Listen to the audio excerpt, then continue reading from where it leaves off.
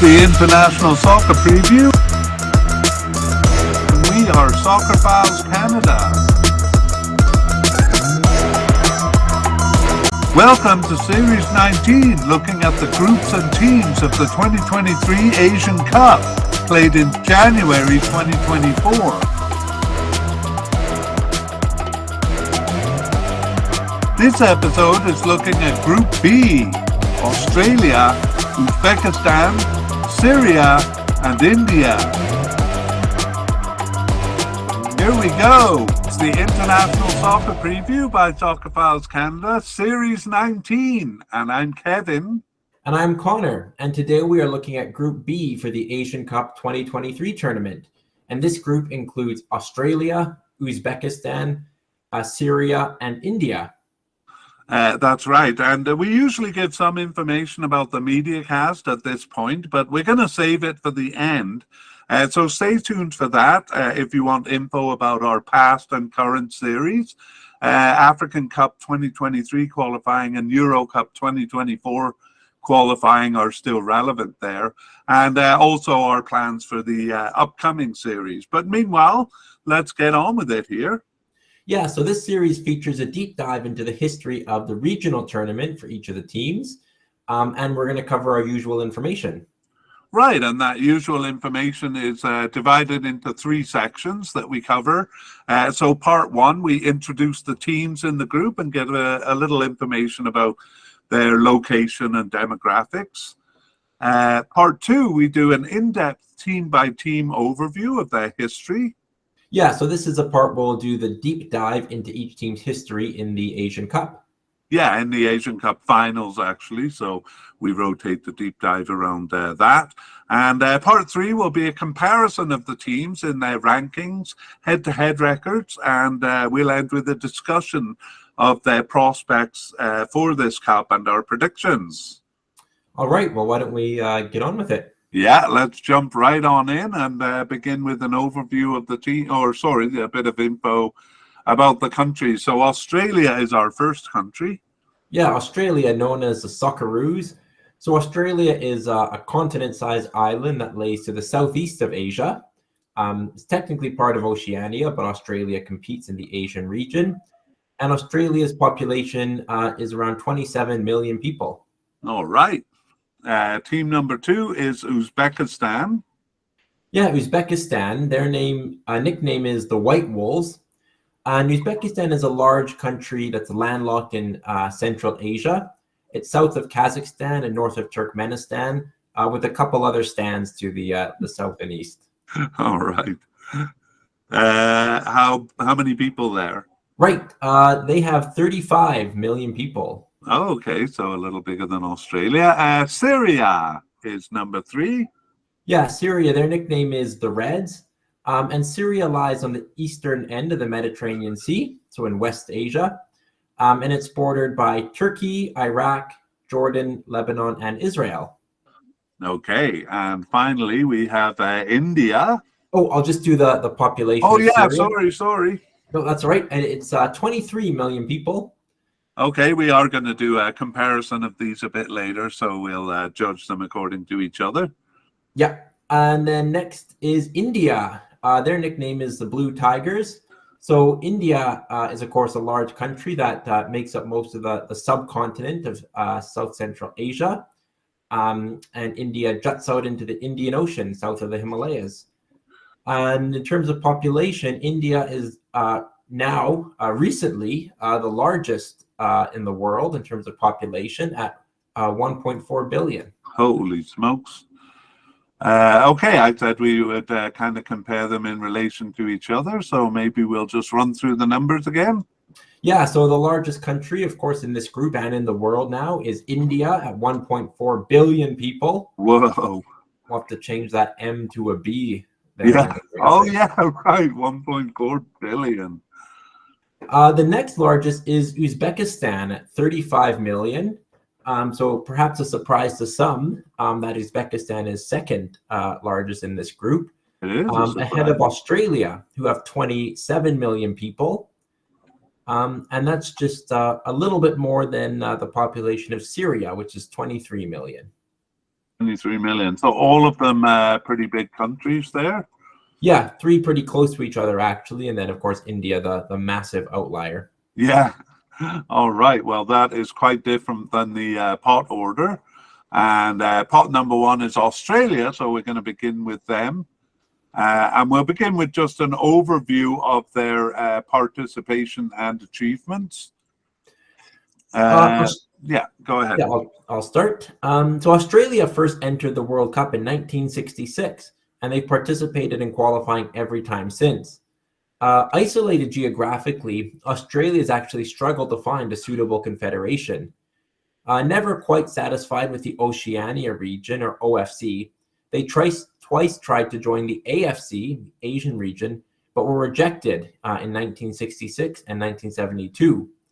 Eventually, in 2006, they were accepted, and they've participated in the Asian Cup from 2007 onwards.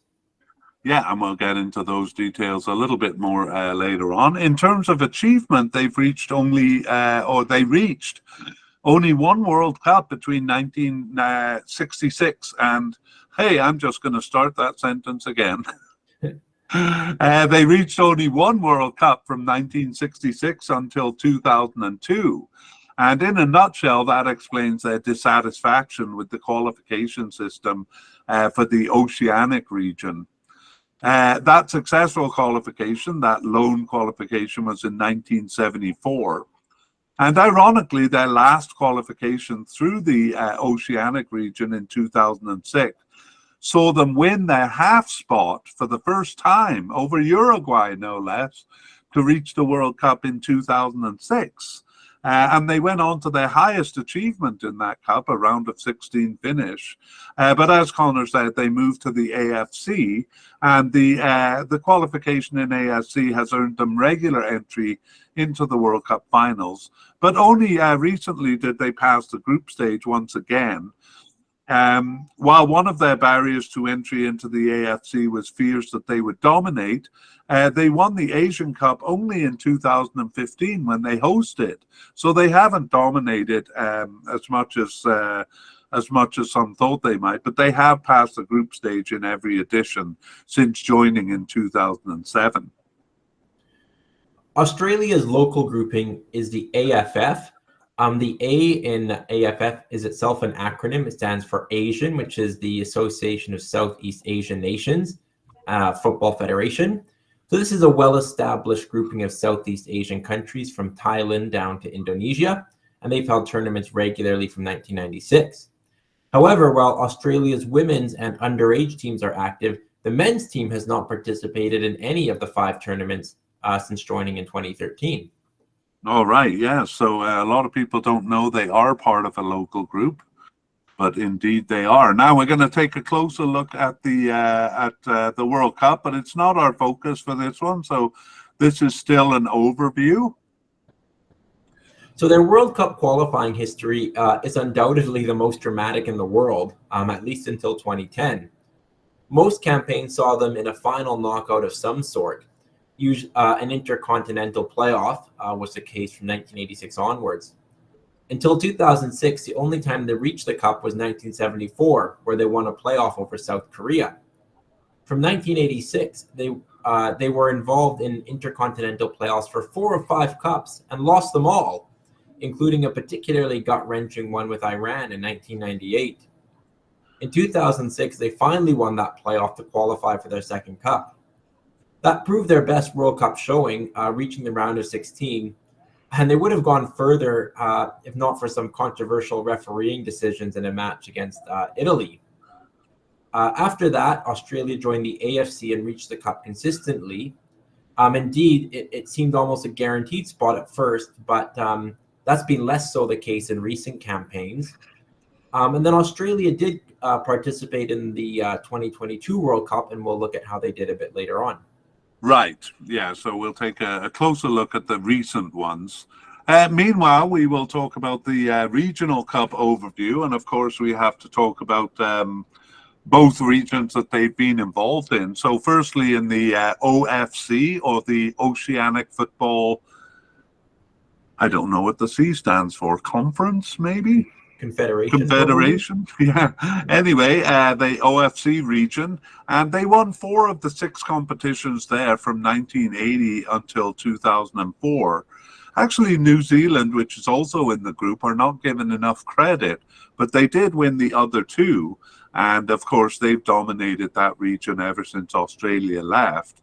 And there was much fear, as we've said, among Asian countries that Australia would dominate this region. And that was possibly the more salient reason that they were rejected entry twice in 1966 and 1972. But these worries were already ill-founded given their World Cup qualification struggles in Asia. But their failure to win the 2007 and 2011 Asian Cups kind of proved that they wouldn't dominate the region. They did come second in 2011 and actually won the title in 2015 as the host there. And that actually did renew a bit of talk in the Middle East of expelling them from the AFC. But a quarterfinal exit in 2019 seems to have quelled such talk, and they firmly seem a part of the AFC now. Okay, and then the last thing we will look at is the local cup. So we said they were part of the AFF region, or the I don't know how to pronounce it, ASEAN. It's ASEAN, so it sounds like Asian. And it's a kind of an interesting situation. A lot of people don't know that they are part of the group because the men's team have never played in a competition, and that one they would really dominate the third tier teams there. But the women's team, and I think a couple of other sports like futsal, they do participate in, so they are part of the local region in that group, just not the men's senior team. Interesting. Yeah, it is interesting. Okay, so now we get into the deep dive for the regional cup finals, but we won't go too deep into the OFC record because it's kind of past history now. But do you want to take it away there? Yeah, so like we said, we'll just go through this quickly. The competition only took place 7 times between 1973 and the last in 2004. They didn't enter the first one because they were making their second attempt to join the Asian Confederation. So when that failed, they returned to the Oceanic Confederation and won 4 of the remaining 6 cups, losing to New Zealand the other 2 times. That's right. And so we bring that brings us to their first Asian Cup in 2007. And there they tied Oman and then lost to Iraq. Only a 3rd game win over Thailand, who actually hosted their group, saw them scrape through in 2nd place ahead of Thailand, only on goal difference. Then they were knocked out on penalties in the quarterfinal by Japan. So, yeah, far from dominating the region there, hey? Oh, totally, yeah. Okay, and then 2011, they found their feet a little bit more there. A tie with South Korea in the group stage didn't stop them from finishing first in the group on goal difference. And they struggled with Iraq in the quarterfinal, beating them only in extra time. But had no problem with Uzbekistan, who they meet here, thrashing them 6-0 there. And that brought them to the final in 2011, where they once again lost to Japan in extra time on this occasion. Australia hosted in 2015, and comfortable wins in their first 2 games saw them fielding a B team against South Korea. They lost that game to finish 2nd. In the group stage, but were fortunate to have an easy opponent in China in the quarterfinals. They beat them and the UAE before meeting South Korea once again in the final. That game finished 1-1 in regulation time, but Australia scored in extra time to win their first title. Right. Okay. And once again, voices from the Middle East questioned their membership in the AFC over fears of them dominating. However, that did not turn out to be the case, but it brings us into our look at their recent history, which actually starts with the 2019 Asian Cup. So we'll pick up the story there. In this case, we'll cover the qualifying as well. Yeah. And Australia did qualify comfortably, topping their 5-team group to qualify automatically, um, finishing 5 points ahead of Jordan and also ahead of Kyrgyzstan in that group. Once at the finals, they lost their opening game to Jordan, then followed it up with wins over Palestine and Syria, but they finished second in the group stage. They met Uzbekistan in the round of 16, who they meet here, and that game went 0-0, so not the 6-0 thrashing we saw in 2015. And Australia won only in penalties. That put them into the quarterfinal where they lost 1-0 to the UAE. So overall, not the strongest tournament at all from Australia's point of view. No, not at all. Quarterfinals is quite disappointing. I mean, UAE was the host of the tournament, but still. All right. Well, that is the beginning of the recent one. So we move next to the World Cup 2022 is their next tournament. Yeah, so Australia entered qualifying in the round 2 of 3, which featured a 5-team group stage and also doubled up as qualifying for this Asian Cup. And Australia had no problem in that group stage. They actually won all 8 of their games over Kuwait, Jordan, Nepal, and Taiwan, who went by Chinese or go by Chinese Taipei. That put them into the second round of World Cup qualifying, and there they found it difficult. They finished behind both Saudi Arabia and Japan, who won the 2 automatic qualifying spots, and finished with just 15 points, just one ahead of Oman in the race for that for the playoff spot. So really, they were actually closer to 4th place than they were to 1st and 2nd. And in fact, Australia only got 1 point off the top 2 teams, Saudi Arabia and Japan. So they struggled, but nevertheless, they did make it to the Asian regional playoff, playing the 3rd place team from the other group. There they beat the United Arab Emirates, and then went into an intercontinental playoff with Peru. That was a one-off game played in Qatar, and it was 0-0, but it went to a penalty shootout, and the Aussies won 5-4. On penalties, well, that is a pretty complex route to the cup, but they did get there. Yeah, and how did they? Yeah, how did they do in the total. cup? Yeah.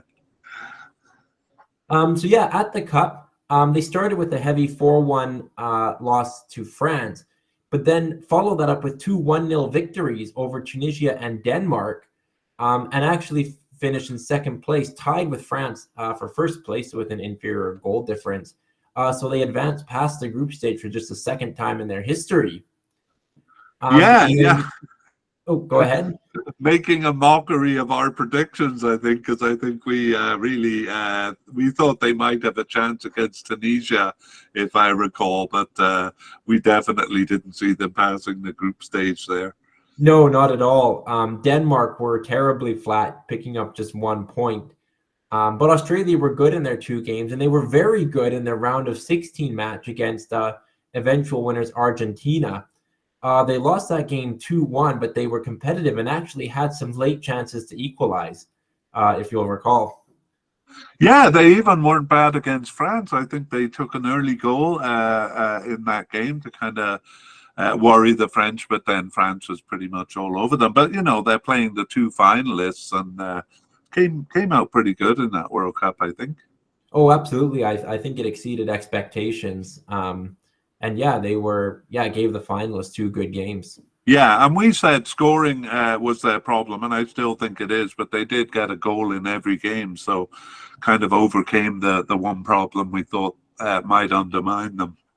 Yeah, and I think for that tournament, when you looked how they really weren't even competitive with Japan and Saudi Arabia and kind of got by very narrowly to reach even that AFC playoff, you kind of couldn't have predicted their strong performance based on that qualifying campaign.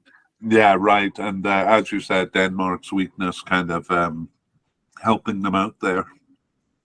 Okay, well, the next thing should be the local cup, but they don't play in that AFF region. Fortunately for the other teams, in that region. So the next tournament they have is qualifying for this cup, and we've already covered it. Yeah, Australia finishing top of their 5-team group with 8 wins from 8, so that qualified them automatically here. Yeah, that was World Cup 2022 qualifying, which acted as the qualifier or the first round of qualifying for this cup. So not actually that many games recently. And we were going to do a section on players to finish out this section. And we decided not to for a couple of reasons. First of all, it's a bit off topic from the team that we're looking at. And secondly, it made the cast a bit too long. So we might save this because we're thinking of doing a update podcast kind of shortly before the cup, if there's enough to update. And we'll also be doing a players podcast, a players series on the Asian Cup team. So we're going to forego this for now. And that brings us to our second team, Connor, Uzbekistan. Uzbekistan. Right. Okay, and in terms of participation and achievements, we'll begin with. So they were formerly a part of the Soviet Union, and when that broke up, Uzbekistan first entered the Asian Cup in 1996 and the World Cup in 1998, and they participated consistently in both competitions since. And they've been very consistent in their performance too. They almost always reach the final stage of World Cup qualifying, and have twice gone beyond that stage. In the Asian Cup, they have reached the finals every time since their first qualification run in 1996.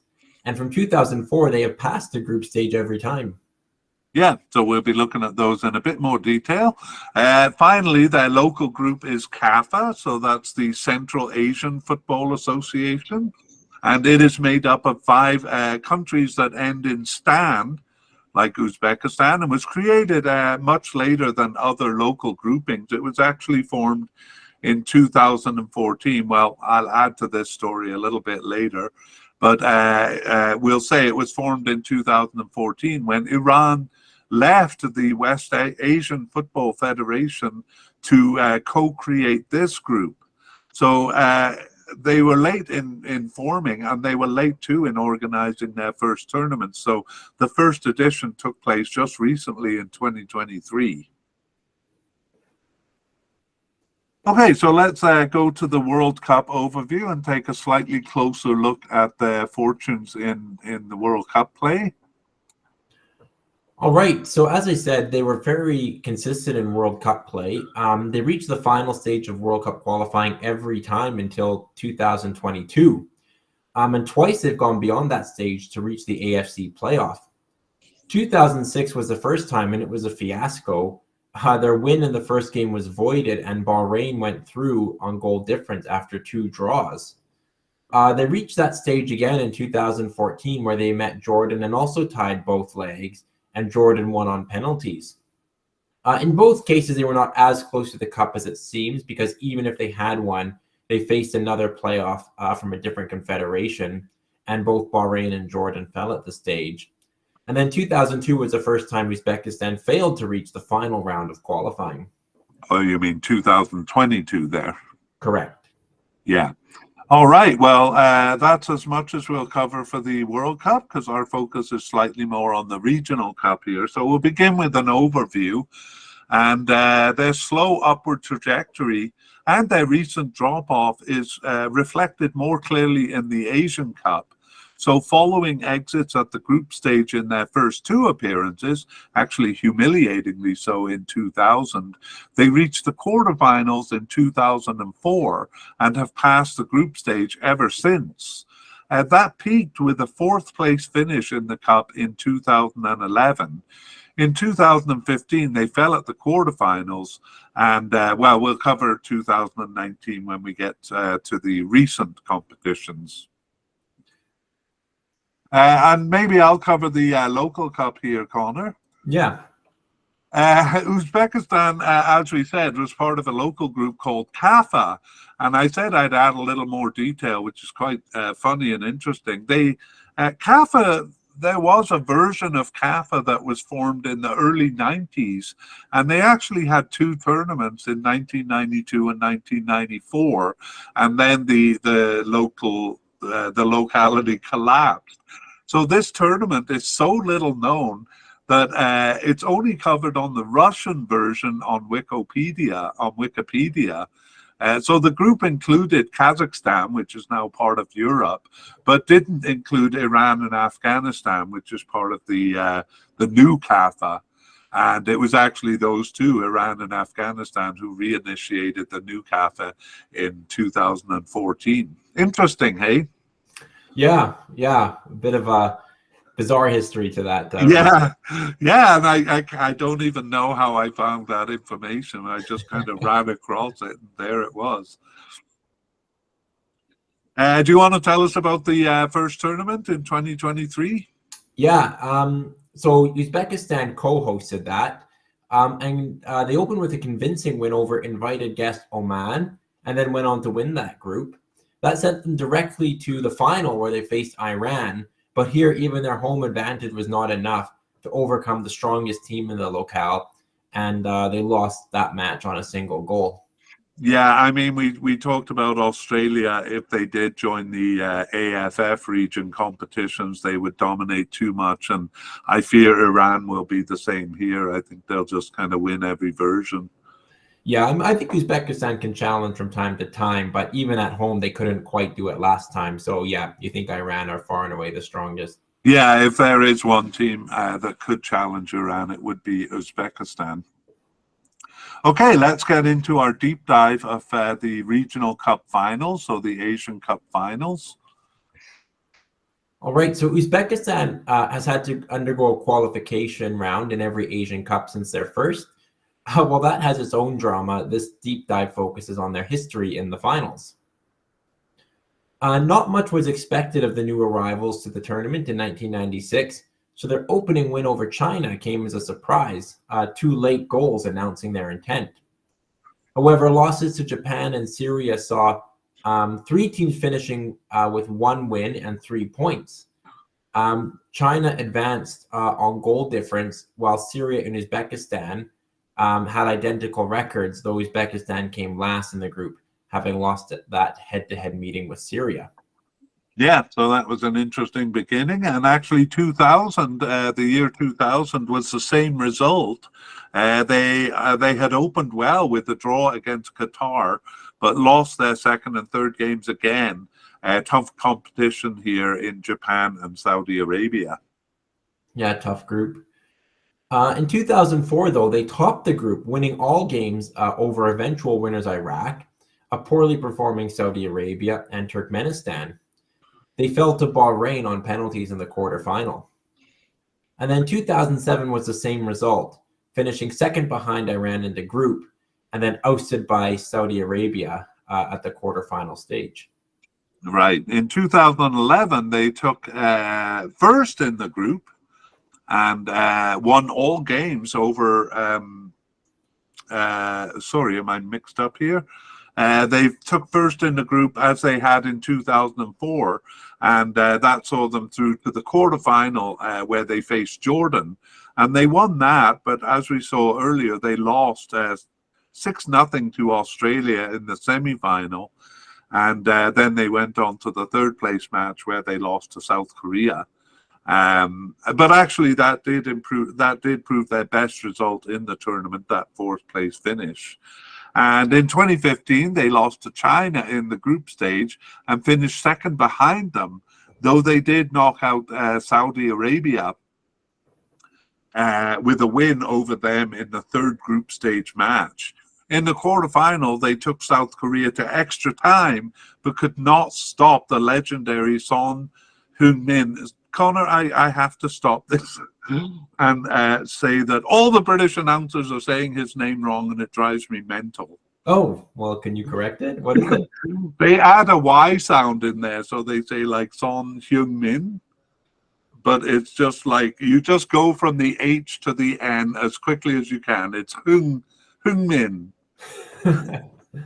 Sorry about that.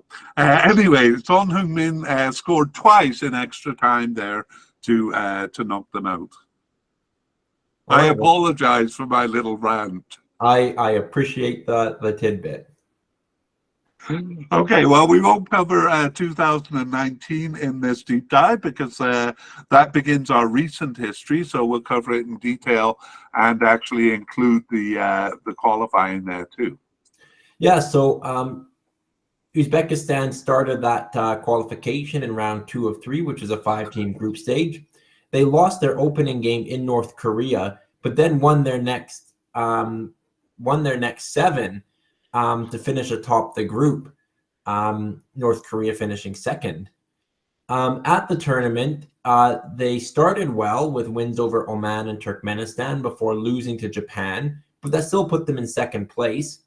That, however, saw them meet Australia in the round of 16.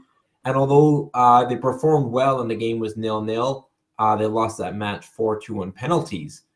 So a bit of recent history between Uzbekistan and Australia, having met recently in the last Cup. You're right. It'll be interesting to see what happens here. They were thrashed once and it was fairly competitive last time. So I'm looking forward to seeing that one. Mm-hmm. Okay, well, their next competition is the 2022 World Cup. And let's see how they did there. Yeah, so they again entered in the round 2 of 3 group stage, 5-team group stage. And Uzbekistan finished second in the group behind Saudi Arabia. Saudi Arabia beat them both home and away. They also lost a match to Palestine, though. And although they finished second in the group, they were 7th among the 8 group runners-up when you ranked them, when only the top 5 second-place finishers advanced to the final round. So they finished second but missed out based on their points total. So they didn't make it to the final round, as we saw for the first time, I think, in their history. Yeah, first time they didn't reach the final round, and it was that opening loss in Palestine that really cost them there. They probably would have been a top second-place finisher had they not lost those points. Yeah. Anyway, I'm sure they'll be anxious to get back into the thick of things here. Actually, we kind of described the local cup when we were talking about in the overview of the local cup. So maybe we'll just kind of briefly do it here. Yeah, they as we said, they topped the group stage. They won all 3 games over Oman, Turkmenistan, and Tajikistan. And then it was just a one-off final between the 2 group winners, and they lost that match to Iran 1-0. Yeah, so doing fairly well there to overcome Oman, but of course they were hosts. And again, we've covered part of the Asian Cup 2023 qualifying, their most recent kind of campaign, because the qualification, at least the first round, was 2022 World Cup qualifying. Yeah, and as we saw, because they didn't qualify for the final round of World Cup qualifying, they had to go through a second playoff round, second group stage to qualify for this tournament. But it didn't prove much trouble. They won games over Sri Lanka, Maldives, and Thailand without conceding a goal, topping the group to make it to this tournament. That's right. So pretty easy passage, although they will be disappointed to have not done it in the previous round. So there we go for Uzbekistan, and once again, we might or we have a couple of players things coming up, but we're not going to talk about their players here. So we move on to the third team, Syria, starting with an overview of their participation and general strength. So Syria is an interesting team in many ways. They've played most of their games in recent years outside of their war-torn country, but it hasn't limited their participation or affected their performance. And on the contrary, they've actually been improving. Their participation record is quirky. They first entered World Cup competition in 1950, but after playing the first game of their pairing, they withdrew before playing the final game. But from then to 1974, they completed only one qualification. That was in 1958. They entered consistently from 1974, but they were disqualified in 2014 for fielding an illegal player. And as far as the Asian Cup goes, they didn't enter until 1972 and then withdrew in 1976. But from 1980, they've entered consistently. But even though their participation in both competitions has been consistent since 1980, they do have an odd penchant for not playing the final game of qualifying tournaments, something they've done in 4 qualification campaigns. I guess you want to get Syria last then. Yeah, yeah, I guess so. I think 2 of those were against Singapore, if I remember correctly. Oh, wow. In terms of achievement, Syria have never reached a World Cup, but they reached the final round 3 times in 1986 and then recently in 2018 and 2022. In 2018, they performed well enough there to reach the regional playoff where they proved competitive but lost. In the Asian Cup, they have reached the finals a little less than half the time, including 3 times in a row between 1980 and 1988. They have, however, never passed the group stage. All right. And their local zone is the West Asian Football Federation, or WAF. Syria participated in all 9 of their tournaments except for 2014, where they withdrew. And they actually won the tournament in 2012. They don't participate in the Gulf Cup, but they do participate in the Arab Cup. And they finished second in 3 of the first 5 cups there between 1963 and 1988. We'll take a bit of a closer look at that. Okay, so our next step is a bit of a closer look at the World Cup. Yeah, in World Cup play, Syria are actually one of the oldest Asian teams, one of only 5 to enter in the 1950 edition. Interestingly, they were placed among European teams, paired with Turkey. After losing the first game heavily, they withdrew. And between 1950 and 1970, they competed qualification only in 1958 when they were paired with an African team. Despite being reasonably competitive in most tournaments, they were knocked out in the first round group stages all the way to 2006. The exception is 1986.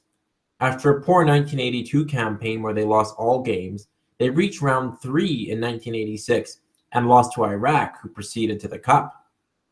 A solid campaign in 2010 was followed by disqualification in 2014 for fielding an illegal player, but they returned in 2018, not only reaching the final round, but finishing 3rd of 6 in the group to advance to a regional playoff. They lost a very competitive set to Australia, who then advanced to the Intercontinental playoff, and that was their second close brush with reaching the Cup. 2022 was their 3rd, and we'll talk about that when we do their recent history. Right. Okay. Actually, the Asian Cup. Oh, I just want to say, actually, they weren't close in 2022, but they were in 1986 and 2018. That's right. Yeah, they did reach the final round, but yeah, not nearly as close as those other 2 times. Yeah. Anyway, that is all we'll talk about for the World Cup, because we're going to focus a little more on the Asian Cup here, but this is still an overview. Their World Cup record for most of their history until recently would not predict reaching the Asian Cup. However, they have reached it about half of the time, including 4 of the 5 times from 1980 to 1996. After that, they always came 1 place behind the advancing team, often agonizingly close, until they finally made it again in 2011. In 2015, they were well short, but reaching the final round of qualification in the 2018 and 2022 World Cups saw them automatically qualifying for their 6th and 7th Asian Cups. They've never passed the group stage, though, again, often coming within a point of the advancing spot. However, 2019 was uncharacteristically uncompetitive after their strong 2018 World Cup campaign. And let's take a look at the local situation before we do our deep dive. Syria are members of the West Asian Football Federation, or WAF, where they do quite well in competition with Iraq and Jordan, and even trouble Iran when Iran was there. They took 2nd place in 2 of the 3 early editions from 2000 to 2004, and failed to pass the group stage only once in 2010.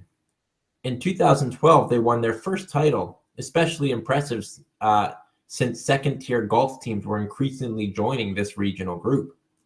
After failing to defend their title by withdrawing in 2015, they had a poor showing in 2019, finishing on the bottom of a 5-team group. Right. Okay. So I said they were knocked out once in 2010, but actually twice, including the most recent edition.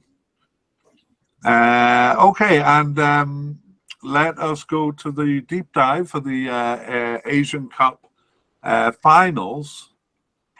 All right. Well, I guess that begins in 1980 with their first successful qualification for the Asian Cup. In a 5-team group stage, they opened with a tie against Iran, then lost to North Korea, and they finished in third, just a point behind both of those teams, thanks to wins over China and Bangladesh in their last 2 games. 1984 featured a win over South Korea, but they finished 4th of 5 in the group stage and so didn't advance. Right, South Korea finishing the bottom of 5 there, surprisingly.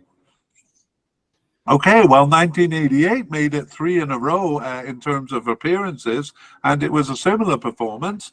They finished 3rd behind Saudi Arabia and China, who they lost to, but ahead of Kuwait and Bahrain, who they beat.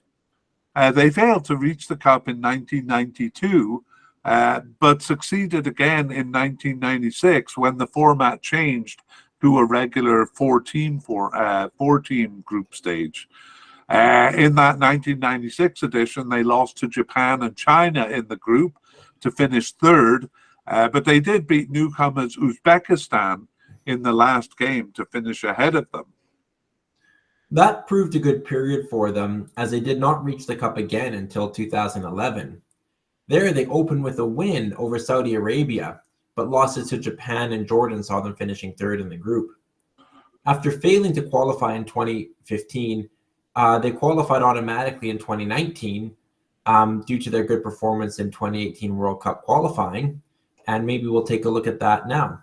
That's right, and that begins the recent history, so we actually will take a look at the qualifying campaign there too. Yeah, so Syria lost home and away to Japan, but won all other games over Singapore, Afghanistan, and Cambodia to finish 2nd in the 5-team group. And that 2nd place was actually enough to qualify them for the 2nd round of World Cup qualifying, but also put them directly into the 2019 Asian Cup. Right, and how did they do once they were there? Not as well as they would have hoped. They began with a draw against Palestine, but then lost their next 2 games to Jordan and Australia. So they finished with just a single point and ended bottom of the group. Yikes, they should definitely be finishing ahead of Palestine, hey? Yeah. Or even challenging Jordan. Okay, well, the next tournament is the 2022 World Cup qualification, and let's see how they did there. Yeah, so their journey began in a 5-team group stage, and Syria performed very well, winning 7 of their 8 games, only losing their last match to China. But by then they'd already secured 1st place in the group. So that was enough to put them into the final round of qualifying, which featured two groups of 6. But there, Syria struggled against stronger competition. They actually only won 1 of their games. That was a 3-0 win over Lebanon. They did get ties with UAE and twice with Iraq, but that was it. All those teams, Iraq and Syria and Lebanon were the bottom 3 teams, separated by just 3 points. So Syria, 1 win from 10 was not enough to reach the playoff. For the Asian Cup. Right, no problem. And so not nearly as good as their 3rd place finish in the final final round in 2018. Nonetheless, it is a good achievement for them to be in that final round of World Cup qualifying. Yeah, that's right. I mean, 2018 was a bit of an exception, really. Okay, well, we said they were part of the WAF group, and the last competition there was in 2019. So sorry, we didn't keep the correct order there. But how did they do in that last WAF Cup? Yeah, you touched on it earlier. They finished bottom of a 5-team group. They picked up draws against Yemen and Iraq, but lost to both Lebanon and Palestine. So yeah, last place out of 5, not a particularly good performance. Yeah, I would almost say a ghastly performance there. That was in 2019, right after their 2018 World Cup campaign. So pretty poor showing. I think we forgot to mention it before, but they did play in the Arab Cup in 2021. Yeah. So here they were mixed with one Asian and 2 African teams. They lost to the UAE and Mauritania, but then beat arguably the strongest team in the group in Tunisia. So their one win saw them finish third of 4 teams, so they didn't advance beyond the group stage. But yeah, one win over pretty strong competition. Yeah, Tunisia made the World Cup shortly after that. And finally, we look at Asian 2023 qualifying, or this tournament. How did they get there? Well, that was on the strength of their particularly good performance in World Cup 2022 qualifying in round 2 of 3, which we touched on, where they topped the group ahead of China, Philippines, Maldives, and Guam. And that was good enough to advance directly to the Asian Cup. Yeah, a fairly easy group, I would say, but very consistent showing there. Yeah, and for them, good to finish ahead of China. Yeah, ahead of China. Okay, once again, we won't delve into their players, but we'll take that up in a future podcast. And so that moves us to our 4th and final team, India. And we will begin with, there's a lot to cover there, because they also participated in the AFC Challenge Cup, which I believe is not in this graphic for YouTube, but we have it down below. But anyway, this is just an overview. So let's start with participation. Do you want to take us through that? Yeah, so India was one of 5 Asian teams that entered the 1950 World Cup with Syria, as we saw. But all, including India, withdrew. And after 1950, India did not participate in World Cup qualifying from 1954 all the way to 1994, with the exception of 1986. But from 1994, they returned and have participated consistently. Following their first Asian Cup in 1960, they were also absent from that tournament, though just for a shorter period from 1972 to 80, and participated consistently after that. And then their local group is SAF, the South Asian Football Federation, and they participated in all 14 editions since its start in 1993. Right, and in terms of in terms of strength, it's little known that India actually reached that World Cup in 1950. They were placed in a group, but withdrew, and have never come close since. The semi-final round of qualifying, their furthest progress in the Cup since then. But are you surprised that they actually made it to the World Cup? I am, and that's a good bit of trivia of which team qualified for the World Cup but never played a game. Yeah, and another interesting piece of trivia, there's a story going around that they withdrew because they weren't allowed to play barefooted. But that is proven not to be it. And it's actually pretty complicated. I don't think anyone's really clear on what the reasons are, but there are kind of a few theories that dominate. But the barefooted one is kind of losing traction, as it were. Yeah. Anyway, sorry, I'm talking about their general strength. So the semi-final round is as far as they've gotten. Similarly, their early success in Asian Cup history, where they finished second in 1964, is far beyond anything that they've achieved since, doing no better than qualifying for the Cup 3 times in 1984 and 2011. And then again when the tournament expanded in 2019. But we'll see that they didn't come close to finishing second in those editions. So let's take a slightly closer look at the World Cup history. So that 1950 qualification was actually by default. Philippines, Burma, now Myanmar, and Indonesia were the only Asian teams to enter apart from Syria in a different group. All withdrew, leaving India to advance unchallenged. They were even placed in a World Cup group, as you mentioned. That was with Sweden, Italy, and Paraguay, but they withdrew. Perhaps the travel distance to Brazil too far, although, as you said, the actual reason is unknown. It took until 1986 to return to the Cup, and after that, their first completed campaign, they withdrew in 1990. 2002 was their best campaign, where both they and Yemen were a point behind winners UAE in the first round, but they never passed the first round unless, like recent cups, it was just a preliminary round. They got a bye in the preliminary rounds in 2014 and 2022, but they were among the 12 weakest teams in 2018 required to play a preliminary match. India has a few respectable results at the game level, but these only come when the series seems over. Yeah. Okay, well, that's as much as we'll cover for the World Cup, but let's overview the Asian Cup before the deep dive. So they have reached the Asian Cup 4 times, as we saw in earlier. That's 1964, 1984, 2011, and 2019.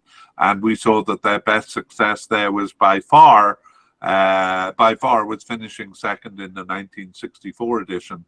They failed to qualify for the 2 tournaments surrounding that, and then didn't even enter the tournament for 3 times in a row, from 1972 to 1980. And then on their return in 1984, they qualified impressively, but they were no match in the Cup, tying only 1 of their 4 games and finishing last of 5 in the group stage. And then after that, India became too weak to qualify. The Asian Cup does feature a weak version designed for teams knocked out in the early stages of qualifying, called the AFC Challenge Cup. And it was by winning that tournament in 2011 that they qualified for the 2011 Asian Cup. However, they were out of their depth in that tournament, losing all games heavily. Right, so the AFC Challenge Cup seemed kind of suitable for them. But we'll come to that in the deep dive. And now in 2019, we saw that the tournament expanded to 24 teams, and we'll check that because that's in the recent tournament. So we'll see how they did in that 2019 tournament. Meanwhile, let us go to our deep dive. No, we're going to do their local cup first and then do our deep dive. Yeah. And their local group of SAF, South Asian Football Federation, is made up of South Asian teams. They are among the top there, usually winning or finishing second. However, that success is a bit illusory because all teams in the group are so weak. Maldives and Sri Lanka are among the strongest competition that region has to offer. Yeah, so very successful there, but kind of a, what is it, a small fish in a big, no, it's a big fish in a small pond there. That's right. Okay, now we go on to the deep dive into the regional cup finals. We've seen they've only reached 4 tournaments, so I'll begin with the 1950s. Actually, that had been a strong period for Indian soccer, but it's only visible actually in Olympic soccer, where India actually seemed to focus their attention. They didn't participate in the first Asian Cup in 1956, and that was the year they finished 4th in Olympic soccer. They did enter the 1960 Asian Cup, but failed to reach the Cup despite hosting the qualifying tournament. However, in 1964, they qualified by default, where both Iran and Pakistan withdrew from the group. So they started that 1964 tournament very well with a win over South Korea. And then they beat Hong Kong in their third game. In between, they lost to the odd host Israel. Israel kind of part of the AFC at that point. And actually, Israel both hosted and won the tournament. So there was no final round, but so because India finished second in the group, they finished second overall. Their next tournament was 20 years later in 1984. Despite a solid qualification, they were no match in the Cup, which started with a 5-team group stage. They managed to draw with Iran, but otherwise lost to host Singapore, UAE, and China. So it was a last place finish, foreshadowing the results of future tournaments. Yeah, so around 2006, the weaker teams in the region were allowed to, or there was another competition created for them, the AFC Challenge Cup, and India was weak enough to join. And they did well there, though. They reached the quarterfinals in its first edition in 2006. Sorry, I got a bit lost. And they won the tournament in 2008 when they hosted. And the level of teams they're playing there is evident. They beat Myanmar in the semi-final and Tajikistan in the final. So this is pretty weak teams in the region. And that title actually qualified them for the 2011 Asian Cup. And so we jump back to that and find that they were out of their depth there, losing all games by 3-goal margins or more to Australia, Bahrain, and South Korea. Pretty tough group, though. Yeah. Even by 2010, the competition of the Challenge Cup grew too stiff, and they lost all group stage games to Kyrgyzstan, Turkmenistan, and North Korea. That was the case in 2012 also, and in 2014, they did not even qualify for the tournament. That's right. And by 2019, the AFC Challenge Cup was no more. Rather, the qualifying was revamped for the newly expanded 24-team Asian Cup. So let's jump immediately to that because it makes the first of our recent competitions. And we'll also cover the qualification for that. Yeah, so India were one of the 12 weakest teams in the AFC region that had to compete in a qualifying playoff. They were paired with neighbors Nepal, and they won 2-0 at home and then tied on the road. So that put them into the second round, which was a 5-team group stage. There, though, they managed only one win. That was over Guam, who had beaten them in Guam.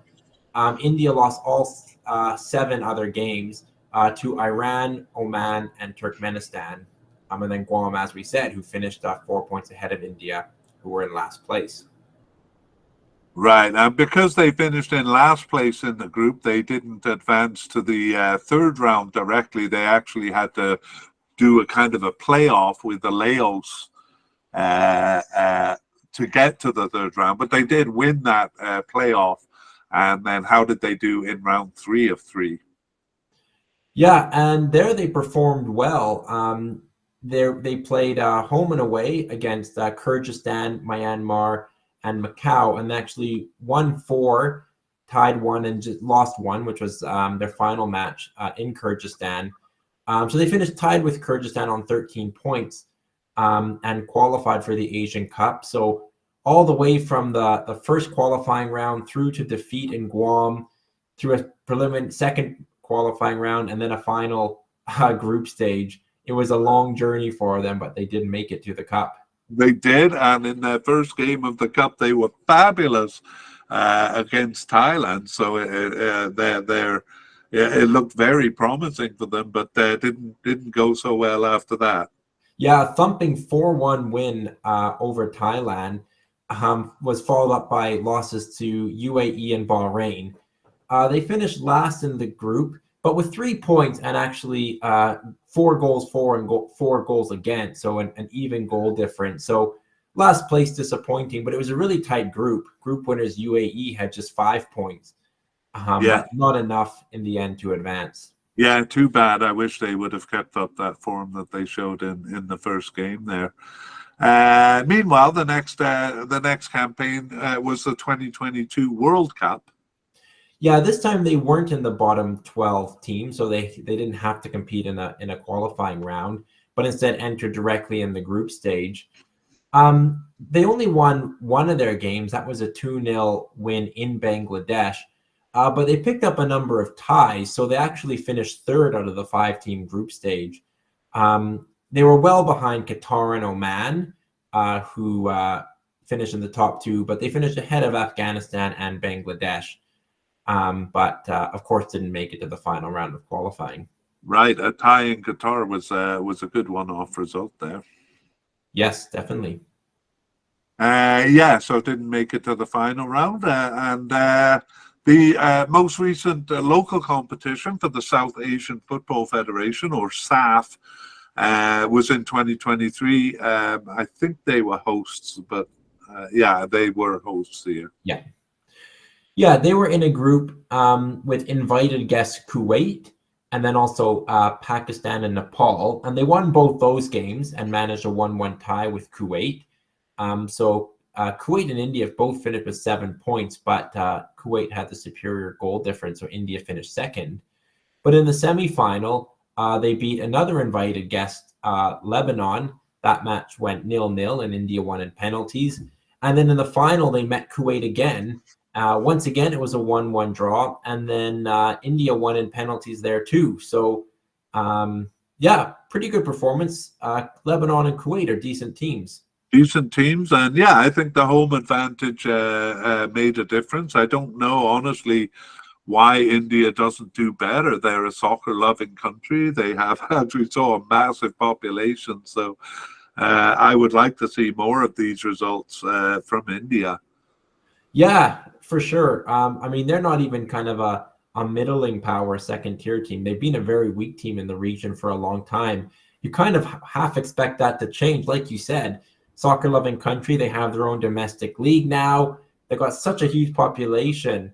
So who knows? Maybe we'll see it now. I hope we do. I mean, I would love to see them come with the level of competition they had in that Kuwait game. Oh, sorry, in that Thailand game in 2019. They're a lot of fun. They were a lot of fun to watch.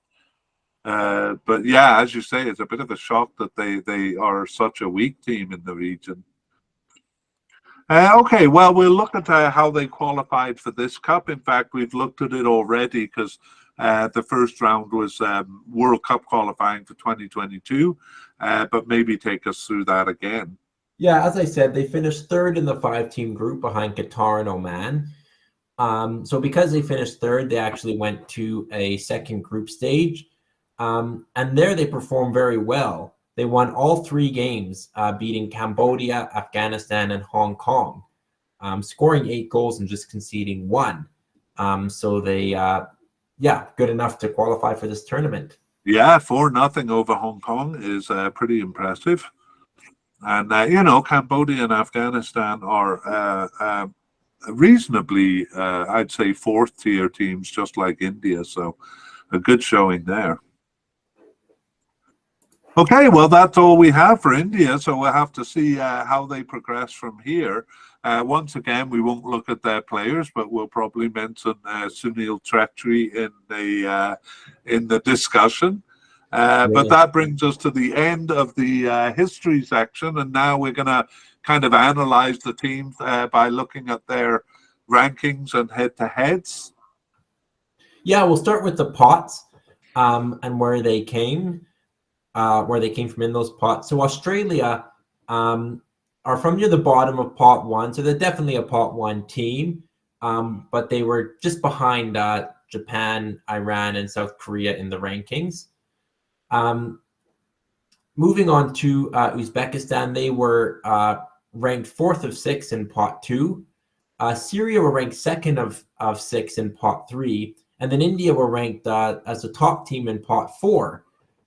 So kind of the teams are from different places, but I think the pot 3 and 4 teams, Syria and India, being kind of from near the top of their pots, may show that they have something to offer.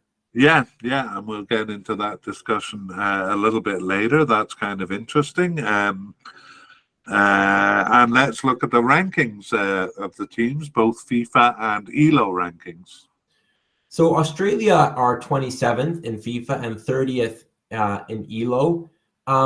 Australia have been a top 50 team for most of their recent history, at least, but they did get a boost after a pretty strong 2022 World Cup, where they moved from 39th and 43rd to 27th and 30th.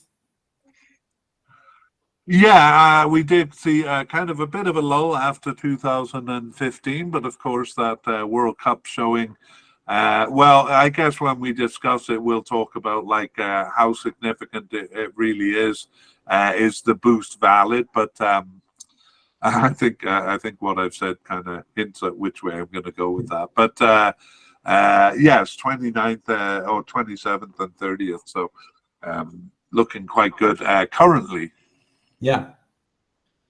Our next team is Uzbekistan. They are currently 74th in FIFA, but a bit higher, 61st in ELO. Their ELO ranking actually tends to be higher than their FIFA ranking. In the FIFA rankings, they've been kind of between 70th and 100th, but not falling below the 100th mark. For at least for the last decade.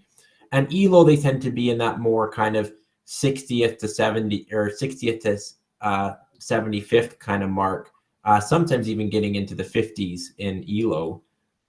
So yeah, consistently higher in ELO, but 74th and 61st overall. Yeah, a bit of a recent drop off with them not qualifying for the final round of 2022 World Cup qualifying, but I wouldn't quite count them out yet. Yeah. Next we have Syria. Yeah, Syria are 94th in FIFA and 103rd in ELO, so pretty consistent between both. They've actually faced a little bit of a drop-off from some of their really good performances in recent years, particularly in 2018 when they did really well in the final round of qualification and were in the 70s in both systems. So a little bit of a fall, but lingering around the 100th mark in both systems. Yeah, sounds a lot like Uzbekistan's story where, they've been pretty consistent, let's say, over the last decade, but dropped off in the last couple of years. So it'll be interesting to see whether they can kind of recover that form. Yeah, and then India's a team that's been a little bit on the rise. They're currently 100th in FIFA, but 143rd in ELO. So significant variation. And actually, that's been the case for many, many years. I'm not actually sure why their FIFA ranking is so much higher than their ELO ranking, but it's often a 40, sometimes almost 60-point difference between the two systems. However, India in both systems have risen marginally over recent years, and probably that victory in the SAF competition would have helped. Yeah, well, I won't comment on that much here, other than to say that's a really interesting divergence between FIFA and ELO, but perhaps we'll use that to kind of start our discussion about them. Which one do you really think they are, hey? Yeah. Okay, but before we do that, we will take a look at the head-to-head record among these four teams, starting with, why don't you take it away there? Yeah, so we'll start with Australia and their opponents as a bot one team. Australia and Uzbekistan have met 4 times, and Australia has won all 4 of those matches. Yeah, and a pretty interesting history there. All those are fairly recent games since 2010. And we saw in that 2011 Cup Asian semi-final, Uzbekistan getting crushed 6-0 by Australia. But in 2019, a very competitive game. So it'll be interesting to see, what's going to happen this time around. Yeah. Australia and Syria is next. They've met 3 times, all recently, and Australia's won 2 and they've tied 1. But maybe you want to talk about their significant meeting in 2018. Yeah, and in fact, really, you could say that it was 2 ties because that's the case in regulation time. They both tied 1-1, and then they went to extra time, and Australia scored a goal. So that accounts for one of their wins here. And the other one was in 2019 in the group stage where Australia won 3-2. So, not convincing wins here. And Syria was competitive in all of those games. Yeah, that's a really interesting kind of subplot for this group.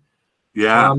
Australia and India have met just once, and that was in the 2011 Asian Cup, and that was a win for Australia.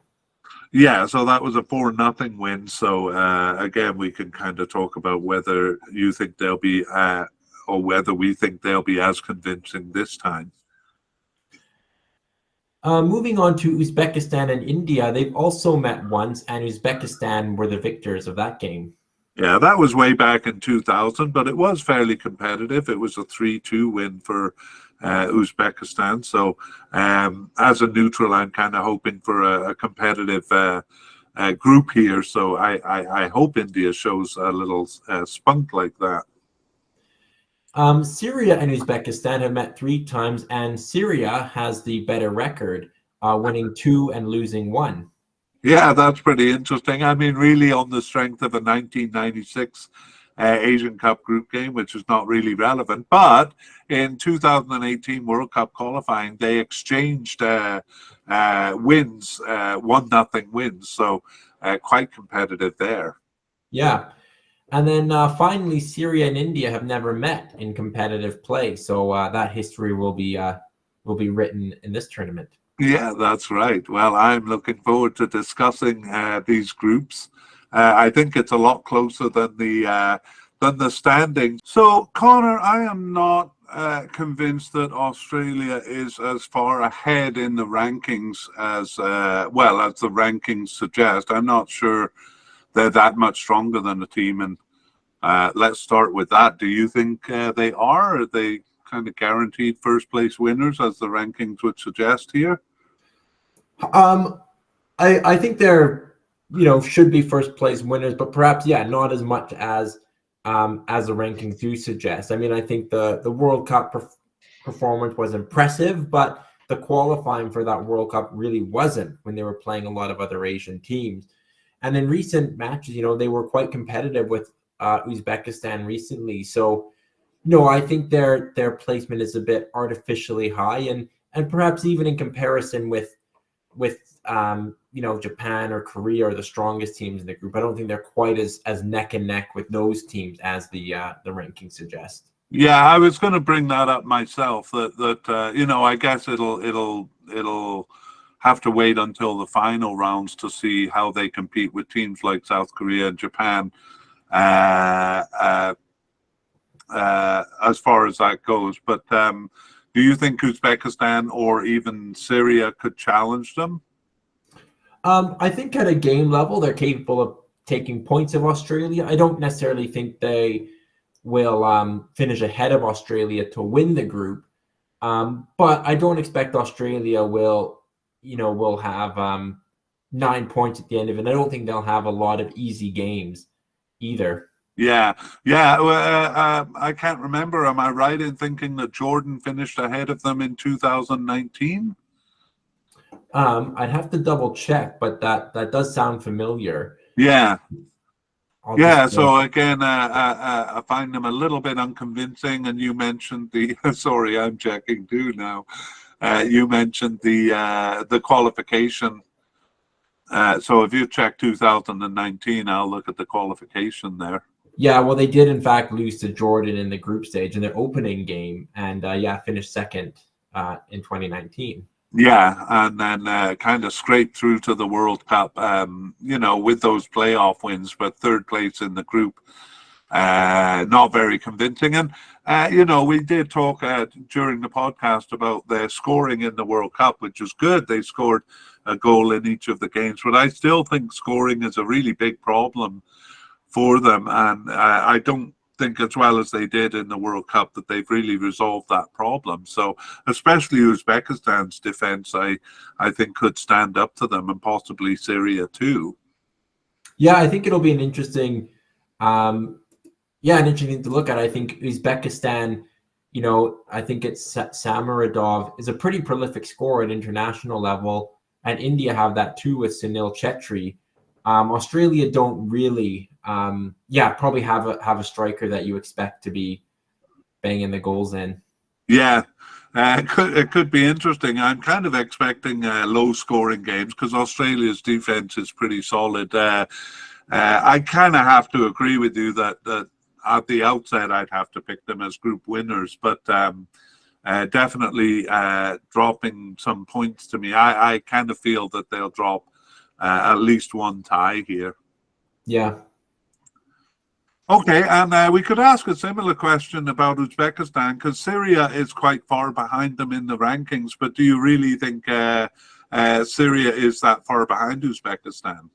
Yeah, I think there's only 20 points difference in the FIFA rankings, but over 40 difference in ELO. So I guess we could kind of use that on which we think is reflects it. And we typically go with ELO, but I actually think they're probably a bit closer. I think the FIFA rankings might show their relative strength a little bit better. I mean, I think Uzbekistan didn't get to the final round of qualification for World Cup play in 2022, where Syria did.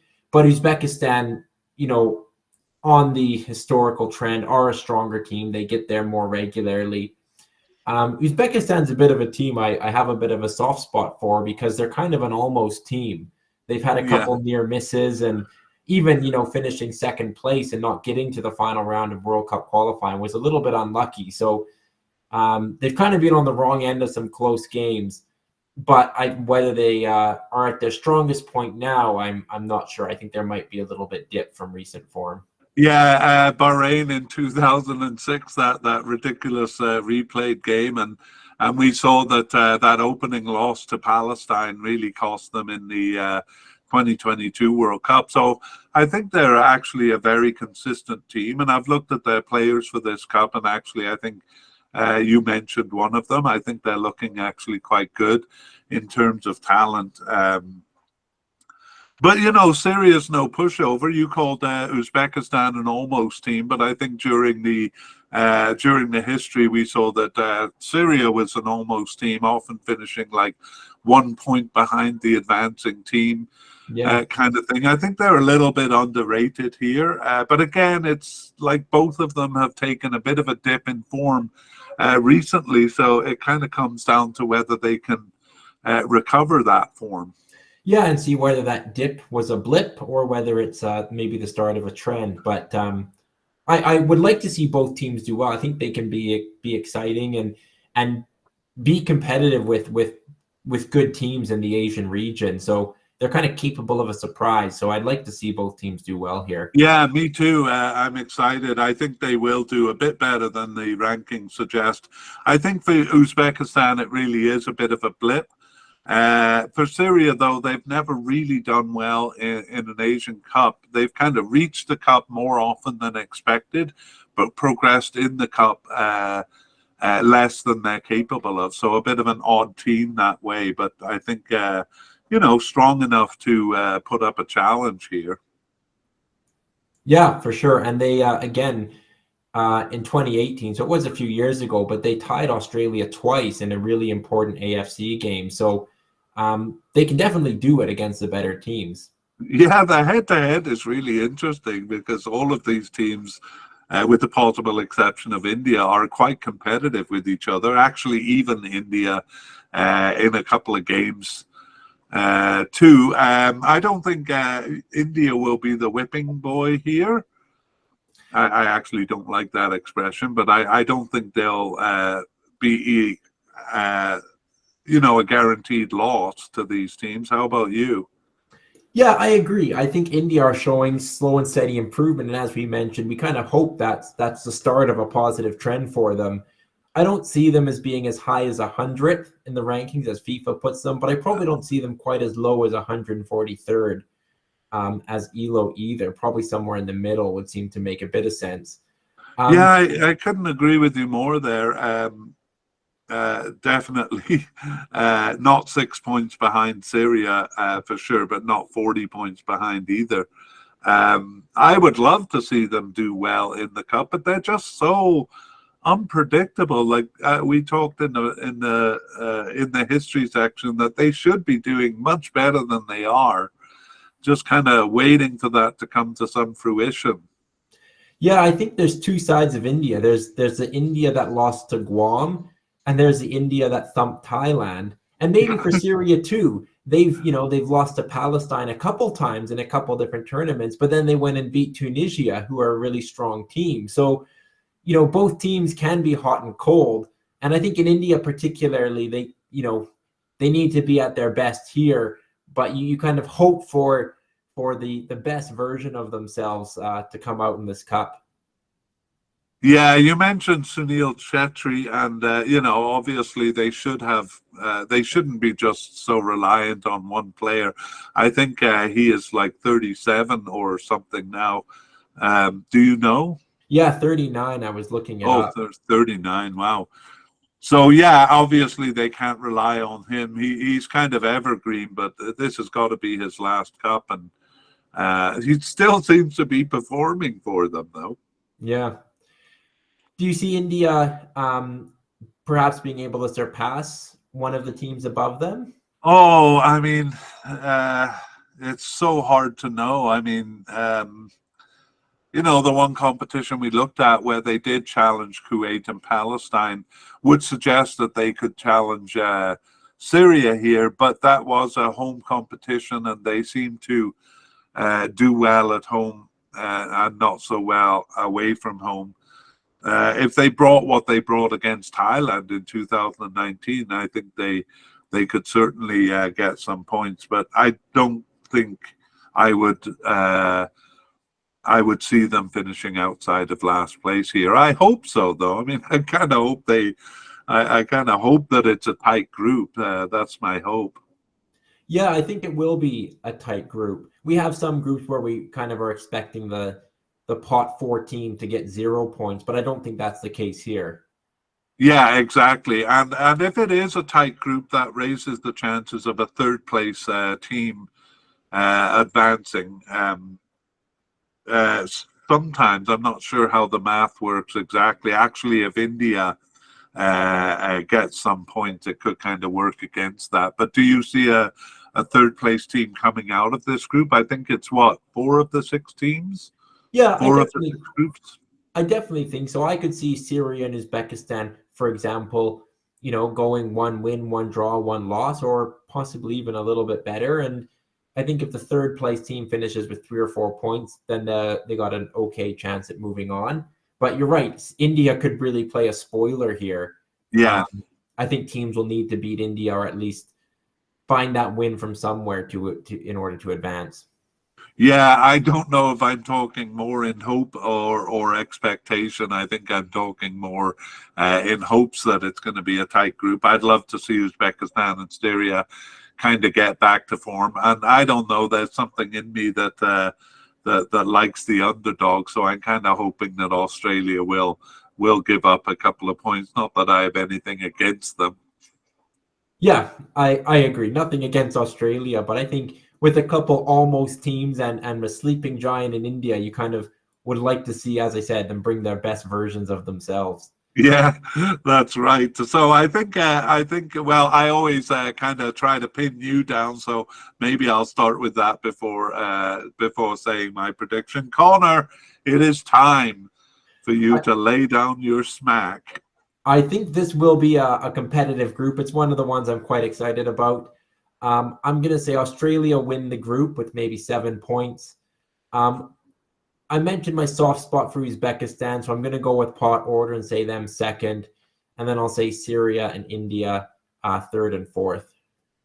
Yeah, I talk about kind of hope and expectation. Honestly, I think my expectation is pot order, just like you. But, yeah, I hope it'll be competitive in there with a couple of unexpected results with some of the lower teams doing better. But I really can't predict confidently that it will go anything other than pot order.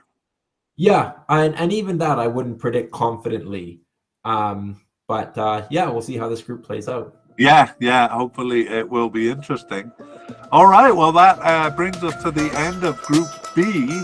And so I guess we will meet again to talk about Group C. We'll see you next time. We originally planned to tag on our past, present, and future plans for the media cast, but we have instead decided to put a link to that 10-minute video in the show notes.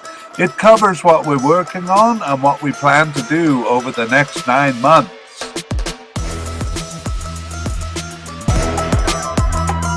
We'd like to thank Naver Abidchan and Pictabay for the wonderful music you hear in this media cast.